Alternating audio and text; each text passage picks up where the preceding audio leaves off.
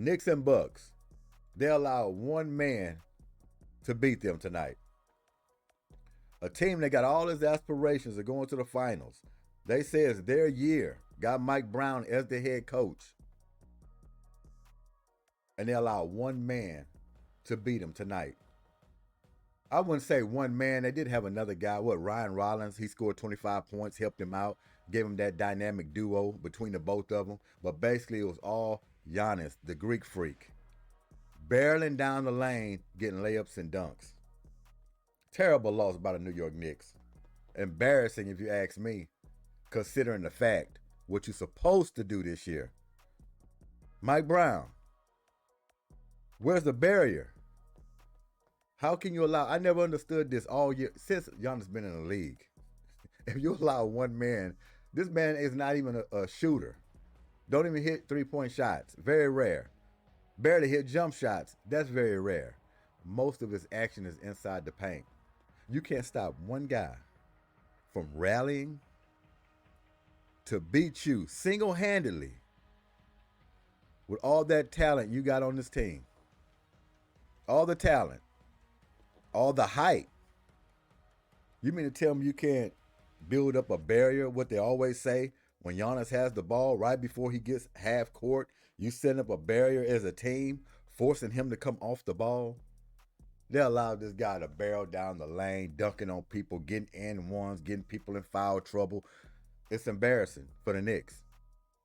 It's going to look good in the regular season. When the playoffs come, you're going to see something just like this. One man was able to beat you on NBA on NBC for the world to watch. Brunson did his thing, like he always do, which I call him Jalen Charles Bronson. His Wildy Survivor Magnum pistol. See, they controlled the game the whole first half, pretty much, the Knicks. Because what the Bucks are doing, no defense. Everything was easy for the Knicks in the first half. They was getting through the lane, getting layups, wasn't getting back on defense. Doc going crazy over there. What happens at halftime? They switch some things up and they tighten up on that defense. That's what they did. They tightened up on the defense, made them work. The next thing you know, here come Giannis. One man. One man. Let's give it up for Ryan Rollins. I don't want to just say one man, but it was one man. Ryan Rollins with 25 points, 4 steals.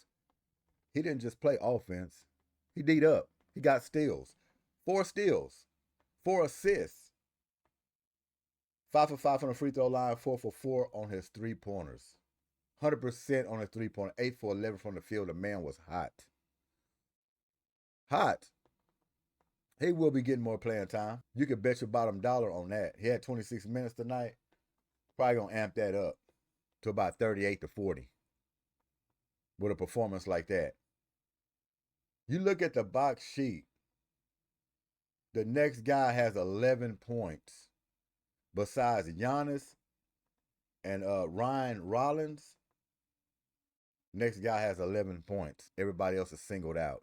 One man, I repeat, one man took down the New York Knicks. Embarrassing. Embarrassing. You're going to have to scrap it. And I'm not bought in on the Knicks. Yeah, they have talent. They look good. They're going to win a lot of games in the regular season. But if you're going to tell me they're going to take out one of the best in the West, we can talk about it. We can talk about it. I don't think so. Philadelphia, healthy and ready to go, going to give them problems. 76ers. Yes, they got Edgecombe over there working. The man has got it. Got some fire about him. Giving Maxey a lot of help over there. When Paul George comes back for the Philadelphia 76ers, with Edgecombe playing the way he's playing, and Maxey playing like an all-star that he is, Joel Embiid with the health, that team could be very dangerous. the Philadelphia 76ers. If this continues with Edgecombe, scary. Paul George don't have to score 30. They basically turned him into a role player. I wouldn't put too much stress on him. I would just tell Paul George, hit your open shots. We just want solid defense from you and hit your open shots. I probably won't even give him a lot of minutes.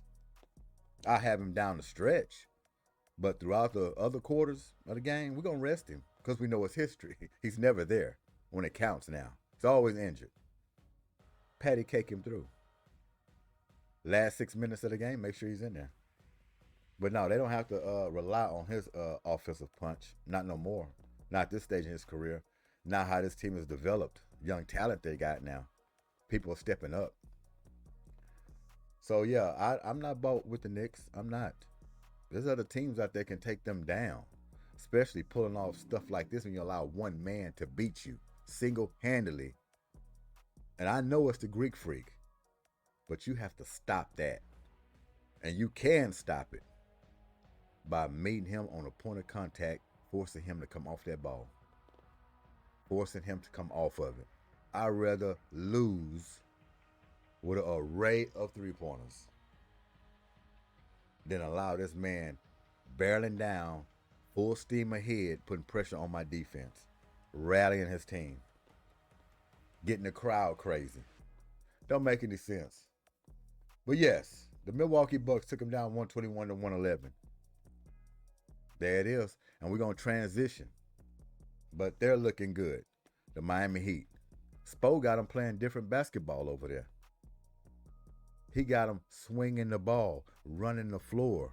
They're not even setting up offense. They're running with their hair on fire. You know this organization with Pat Riley and Spo are going to cook something up every year. They added some pieces. They don't really have a legitimate superstar, you would say. But they got Bam Adebayo. He's an all-star. It's not a superstar is what we look at as superstars. He's capable, but he has to be a little more consistent. And he's opened up his game a little more with the three-point shot this year I'm looking at. He's dropping the three-point shot now. That's dangerous for him. If he can go back to the basket a little more instead of being more finesse with his jump shots and really put people down in that dungeon, he'll be a hell of a lot better. It's going to help his team out too, putting a lot of pressure on him.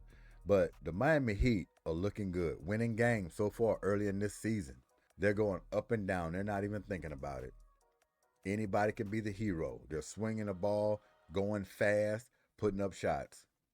And Jaime Jaquez, what a hell of a game he done played. Let's check him out real quick. Switch this over. He carried the Heat. He definitely did. He had 28 points, 5 assists, 4 rebounds.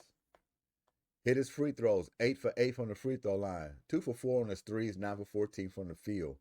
28 points, they needed every bit of it. He was a plus 43 on the floor, man. Plus 43. Larson, a lot of people got involved. He had 17, all right? Khalil Ware, he had 14. Bam Adebayo, 26, all right? 6 rebounds to go with it. 3 for 5 from the three-point stripe, and then 10 for 16 from the field.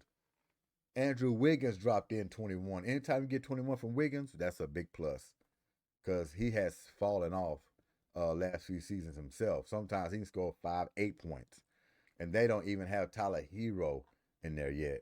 Well, I'll let you know how strong they're going to be. Get him back, you for sure can make the playoffs. So the Miami Heat blew out the Charlotte Hornets tonight by 27, 144 to 117.